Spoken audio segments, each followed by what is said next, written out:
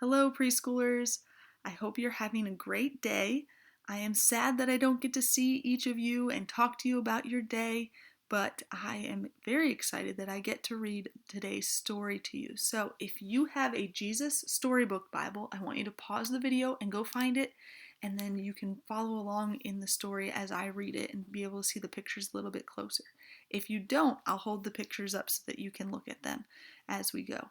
So, this is the Jesus Storybook Bible, and we're going to turn to page 294, and it's called A Dark Night in the Garden. So, the Garden of Gethsemane from Luke 22, Mark 14, and John 18. The wind was picking up now, blowing clouds across the moon, shrouding the garden in darkness. "Stay up with me," Jesus asked his friends. They said yes, and waited under the olive trees. But they were tired, and soon they fell asleep.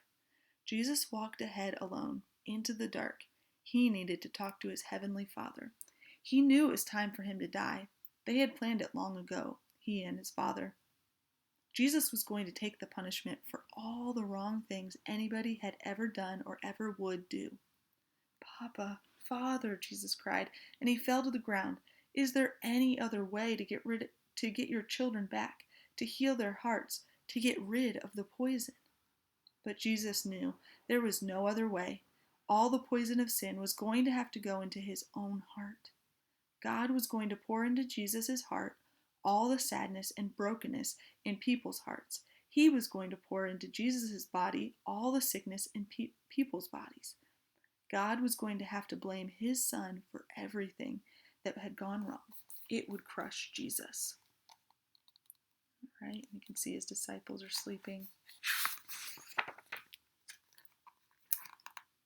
But there was something else, something even more horrible.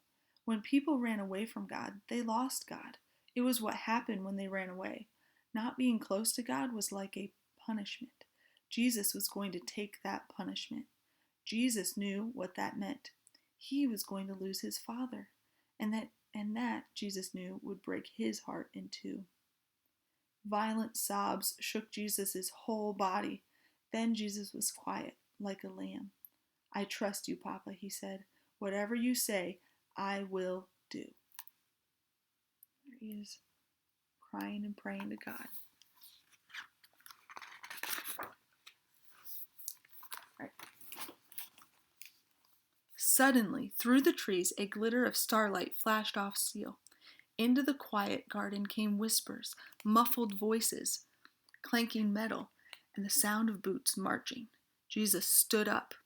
He woke his friends. "Now is the time," he said gently. "Everything that was written about me, what God has been telling his people all through the long years, it's all coming true." And into the night, with burning torches and lanterns, with swords and clubs and armor they came, an army of soldiers. Judas led them straight to Jesus so they could arrest him. Jesus was waiting for them. You can see Jesus is standing there waiting with his disciples, and there's Judas bringing the soldiers.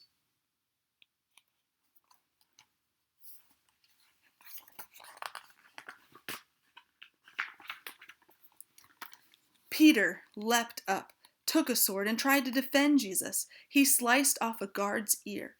Jesus immediately touched the guard and healed him.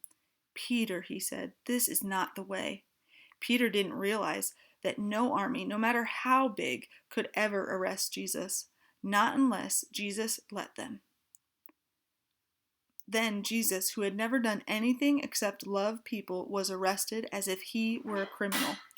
Jesus' friends were afraid, so they ran away and hid in the dark shadows. See Peter trying to defend. The guards marched Jesus off and took him to the leaders. The leaders put Jesus on trial. "Are you sure? Are you the Son of God?" they asked. "I am," Jesus said. "Who do you think you are to call yourself God? You must die for calling yourself the Son of God." Only the Romans were allowed to kill prisoners, so the leaders made a plan. "We'll tell the Romans, this man wants to be our king, and then they will crucify him. But it would be all right. It was God's plan. It was for this reason that I was born into the world," Jesus said. And there he is being questioned. And even though he was sad, he knew that it was the reason that he had been born. And what a great reminder that is. And we'll see next time the next part of the story that's called The Sun Stops Shining.